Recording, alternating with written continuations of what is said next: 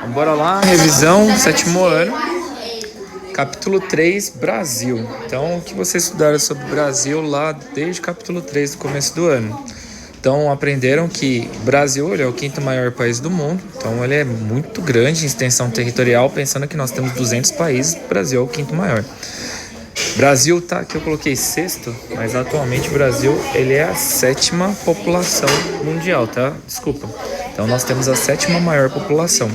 A população brasileira ela fica na costa litorânea, desde o Rio Grande do Norte até o Rio Grande do Sul.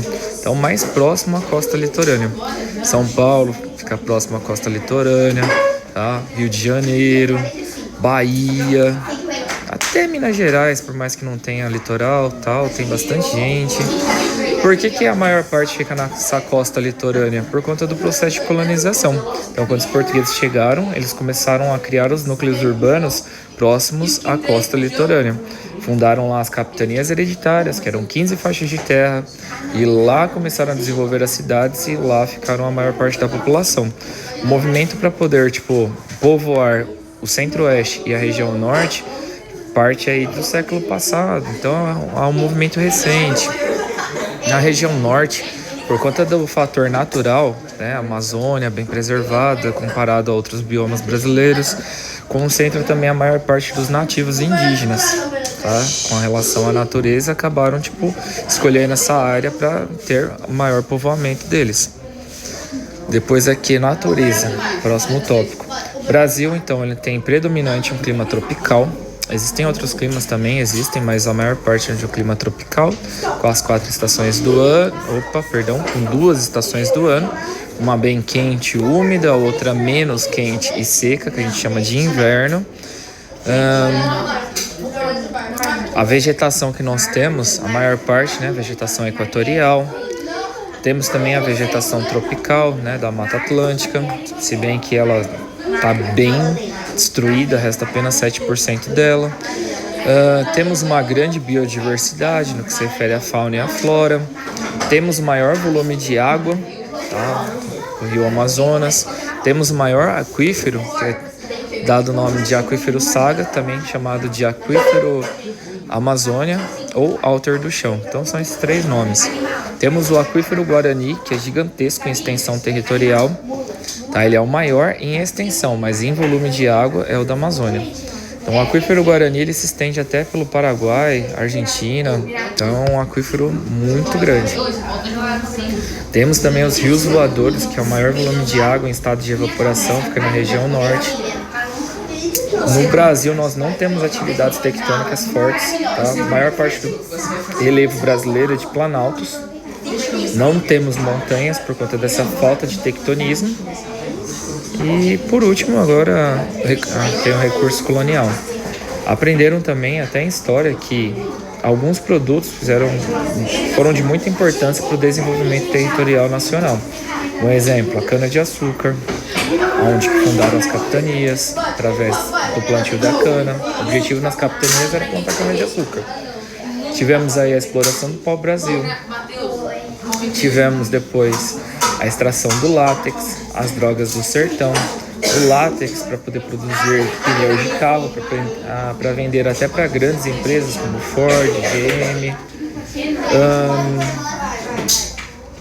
Depois nós tivemos o ciclo do ouro, principalmente ali no estado de Minas Gerais, que acabou desenvolvendo bastante depois da região sudeste. E estes daí são os recursos coloniais. Depois nós entramos no ciclo do café, mas sobre o café a gente vai falar aqui no capítulo 5. As etnias. Nós temos 3 etnias principais no Brasil, que dão origem às demais, que é o branco, no caso de origem europeia, o preto, de origem africana, e o indígena, que no caso é o nativo brasileiro. Então essas 3 etnias, antes falava raça, não fala mais raça, raça é para animal, hoje nós falamos etnia. Então essas 3 etnias que acabaram dando origem à miscigenação brasileira. Que é a miscigenação? Mistura. Então a mistura do branco com o preto, do preto com o indígena, do indígena com o branco e enfim, tal, acabou dando origem nessa mistura que nós temos no Brasil. Capítulo 4. No capítulo 4 nós aprendemos sobre o modelo extensivo e o intensivo. O que é o modelo extensivo? O modelo extensivo é aquele modelo mais simples, é a agricultura familiar, é a maior produção nacional, com poucos recursos tecnológicos, que abastece o mercado interno, tá? É um modelo extensivo, o gado fica solto, come pastagens. Modelo intensivo é com maior utilização de máquinas, tá? Com hidroponia, o alface plantado na água, né? Com inseminação artificial, com transgênicos. Então, uma tecnologia gigantesca. O gado fica confinado. Assim, a carne confinada junto com o gado, é óbvio, acaba sendo tipo uma carne mais mole. E esse modelo intensivo, ele abastece tanto internamente quanto externamente, tá? E a maior parte dos produtos de maior qualidade acabam sendo voltados para exportação, onde nós temos um parceiro muito grande que é a China. Atualmente, no Brasil, as maiores produções nossas de exportação é a soja e o gado, principalmente na região centro-oeste, essas produções. Pode ser que na prova caia algo sobre a Matopiba? Acho que pode, talvez. Tá? Matopiba são novas regiões agropecuárias, onde que a agropecuária está se deslocando para essas áreas. Matopiba é a junção dos estados de Maranhão, Tocantins, Piauí e Bahia, que estão fora da região centro-oeste.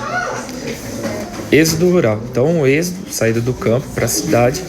E por que saíram? Por dois motivos. Primeiro, por conta da mecanização do campo, então as máquinas substituíram os trabalhadores, e por conta da oferta de emprego nas grandes cidades. Revolução Verde. Revolução Verde é um período histórico, lá por volta de 1960, onde que as máquinas elas começaram a chegar no meio rural. Então, a Revolução Verde é um período histórico, onde que a tecnologia ela foi introduzida no meio rural. Antes disso, a produção era baixíssima. Depois das tecnologias, essa produção ela aumentou de forma gigantesca.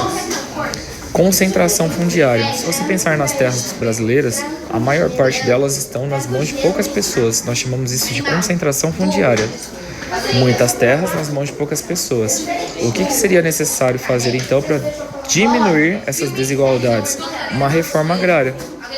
Não é que você vai pegar a terra de quem já está produzindo, é pegar terras que estão inutilizáveis durante muitas décadas, pegar essas terras que não estão produzindo e aplicar a lei de terras, que é que a terra precisa ter uma função. Precisa ter uma função. Se a terra não está tendo uma função, ela precisa ser devolvida para o governo, para que o governo possa redistribuir essas terras para aqueles que têm pouco ou nenhuma terra. Isso seria muito bom, porque se a terra não está sendo produzida por muitas décadas e desse essa terra para as pessoas produzirem, nós aumentaríamos o PIB, tá? Que é o Produto Interno Bruto, que é o quanto que o país arrecada durante o ano, isso é chamado de PIB. Então, nós aumentaríamos o PIB e também a renda per capita, que é o quanto que cada pessoa arrecada durante o período de um ano. Ou seja, a economia brasileira iria aumentar. O último, capítulo 5, ciclo do café. O ciclo do café foi quando o Brasil agora independente, começamos a produção do café, conhecido até como ouro negro brasileiro. Brasil, até hoje, um dos maiores exportadores de café do mundo. A maior parte do nosso café ficaram concentrados na região sudeste, por conta do solo fértil, clima favorável. Brasil, ele exportava bastante para a Europa, também para os Estados Unidos. Só que este ciclo do café, ele se encerrou por um momento no ano de 1929. Estados Unidos entrou em crise financeira, essa crise afetou o mundo inteiro, pararam de comprar o nosso café. E agora, o que faremos? Toda a infraestrutura cafeira foi utilizada para agora começar o processo industrial. Então, se utilizava mão de obra no café, agora essa mão de obra está na indústria. Se utilizava o transporte para poder transportar o café, levar até o Porto de Santos, para depois exportar para a Europa, para os Estados Unidos, esses transportes agora eram utilizados para transportar minério de ferro para as atividades industriais. Ou seja, toda a infraestrutura de energia, economia, trabalhador, mercado consumidor, toda a infraestrutura cafeeira agora foi utilizada para começar as atividades industriais. Industrialização. tentar lembrar aqui se vai ser cobrado bastante isso. As nossas indústrias, a princípio, elas partiram do princípio de substituição de importações. Então nós não criamos coisas muito grandes. Não criamos uma Samsung, não criamos uma Apple, uma Motorola. Nós criamos apenas produtos simples que nós comprávamos antes da Inglaterra. Então, se comprávamos roupa da Inglaterra, agora as roupas vão ser produzidas no Brasil. Se comprávamos certos produtos manufaturados na Inglaterra, agora esses produtos mais simples são fabricados aqui no Brasil. Então, isso é chamado de política da substituição das importações. O Brasil também precisou da ajuda do governo. Então, essa ajuda é chamada de Modelo Nacional Governamentista. O Modelo Nacional Governamentista foi quando o governo ele pegou empréstimo com bancos internacionais para ajudar nas atividades industriais. Também criou indústrias de extração de matéria-prima, como a Petrobras, a Vale do Rio Doce, que é uma mineradora. Então, essas empresas elas acabavam extraindo o recurso natural para ajudar nas atividades industriais. Urbanização. Então, a urbanização é o processo de crescimento da população das cidades. É quando a cidade tem mais gente do que na área rural. Isso é chamado de urbanização. A urbanização brasileira ela foi muito atrasada. E quando você está atrasado, você sai de casa, não penteia o cabelo direito, né? Sai com a roupa toda amassada. É mais ou menos assim que aconteceu a urbanização brasileira. Não foi boa, porque foi muito atrasada. Tínhamos 200 anos de atraso, tanto das indústrias quanto das cidades. Então, enquanto na Inglaterra, 200 anos anterior estava começando as nossas atividades, o Brasil só começou 200 anos depois de fazer cidades e fazer indústrias. Então, as nossas cidades, elas foram formadas sem planejamento. Um exemplo, o governo via lá, que um grande número de pessoas estavam lá construindo suas casinhas em um determinado território. Aí o governo, caramba, precisamos criar escolas, criar saneamento básico, coleta de lixo, água, esgoto para essa população. Então foi só remediando, sabe? Aí preciso arrumar aqui, aí preciso arrumar ali, aí preciso arrumar lá, aí preciso criar uma escola ali. Então não teve planejamento, tá? Foi tudo de forma bem desorganizada.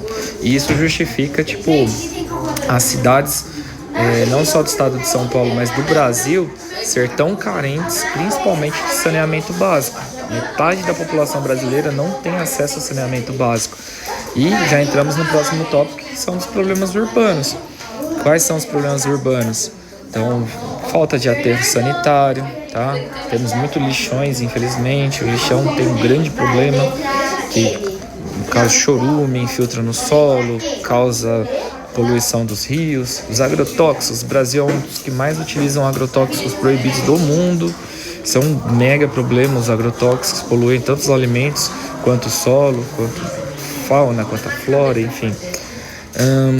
Problemas urbanos que nós temos, ilha de calor, então muitas cidades, muito aquecimento, por conta de que nas cidades a temperatura é maior do que nas áreas urbanas, onde tem bastante vegetação que regula o clima. Nós temos também problemas nos nossos meios de transportes. Foi dada uma prioridade para as rodovias, porque estavam chegando, durante a nossa industrialização, empresas de automóveis.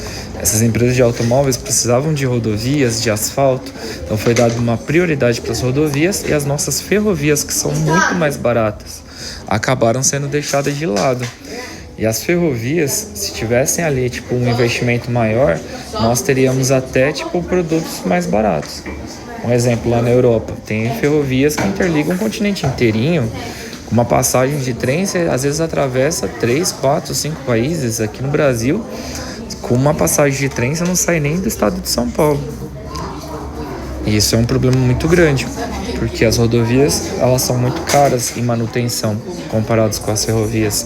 E já entra no próximo tópico, que são os nossos modais. Modais é meio de transporte, tá? Então já falei sobre o rodoviário, já falei sobre o ferroviário, o aéreo, ele é muito caro, tá? Somente para produtos de alto valor e de data de validade mega curtas, e também transporte de pessoas. Podemos falar também sobre o modal, sobre a... só um minutinho. Sobre os navios, enfim, sobre os navios. Então, o modal, tentando lembrar o nome específico aqui.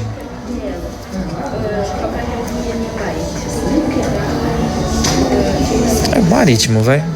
Então, modal marítimo. Ele é utilizado para importação, para exportação. É bom porque carrega grandes cargas com os containers, por exemplo, que a gente compra lá da China. Vem lá um navio gigantesco lá, cheio de container com muitos produtos. Então é bom por conta da sua alta capacidade de carga. E deixa eu ver se tem mais alguma coisa. Foi aqui só. Aí eu finalizo por aqui a revisão. Um abraço e até mais.